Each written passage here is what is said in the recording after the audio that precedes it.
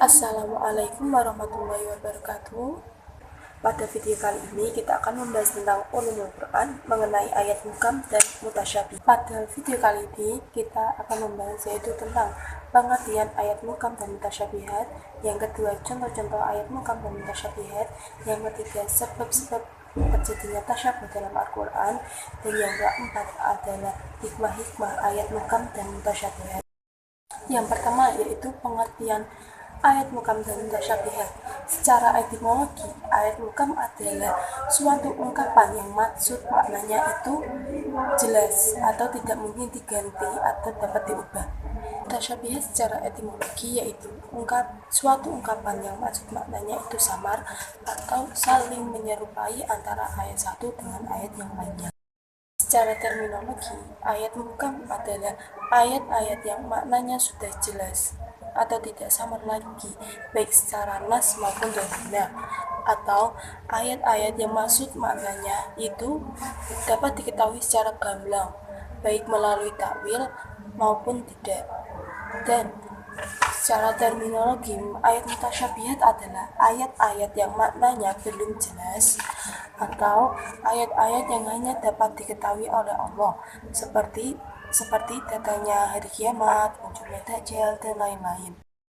Selanjutnya yaitu mengenai contoh-contoh ayat muhkam dan mutasyabihat. Kita dapat melihat pada gambar berikut ini. Adapun contoh lafaz ayat muhkam terdapat pada surat Hud ayat 1, yaitu Bismillahirrahmanirrahim, Alif Lam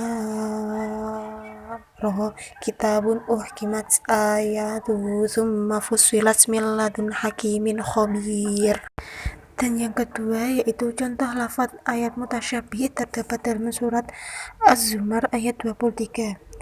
Bismillahirrahmanirrahim. Allahu nazzala ahsanal hadisi kitaban mutasyabihan mathaniyat taqsya'ir. Dan yang ketiga adalah contoh lafaz muhkam dan mutasyabihat sama-sama disebutkan dalam Al-Quran surat Ali Imran ayat 7. Bismillahirrahmanirrahim. Huwallazi anzala 'alaikal kitaba minhu ayatum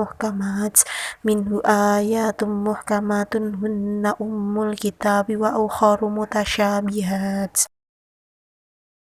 Selanjutnya yaitu sebab-sebab terjadinya tasyabuh dalam Al-Quran. Yang pertama, sebagian ulama berpendapat bahwa ayat mutasyabihat tidak dapat diketahui takwilnya oleh siapapun kecuali hanya Allah Subhanahu wa taala. Dan yang kedua, para ulama mengatakan atau berpendapat bahwa penyebab adanya tasyabuh karena beberapa hal sebagai berikut. 1. Kesamaran pada lafaz ayatnya. Yang kedua, kesamaran pada makna ayatnya. Dan yang ketiga adalah kesamaran pada lafaz sekaligus makna dari ayat itu sendiri. Selanjutnya yaitu hikmah-hikmah tentang ayat muhkam dan mutasyabihat. Yang pertama, hikmah-hikmah mengenai ayat muhkam, yaitu 1. Menjadi rahmat bagi seluruh umat manusia, khususnya orang-orang yang lemah dalam bahasa Arabnya. Yang kedua, memudahkan manusia untuk mengetahui arti dan maksudnya. Dan yang ketiga, memperlancar usaha penafsiran atau penjelasan maksud kandungan dari ayat Al-Quran tersebut. Dan yang keempat, memperlancar usaha tahfidzul Quran bagi penghafal Al-Quran. Hikmah-hikmah ayat mutasyabihat. Yang pertama yaitu ujian dan cobaan terhadap kekuatan iman umat manusia. Yang kedua, membuktikan kelemahan dan kebodohan manusia. Dan yang ketiga, mendorong umat untuk giat belajar, tekun menalar, serta rajin meneliti. Sekian video pada kali ini, semoga bermanfaat. Terima kasih. Wassalamualaikum warahmatullahi wabarakatuh.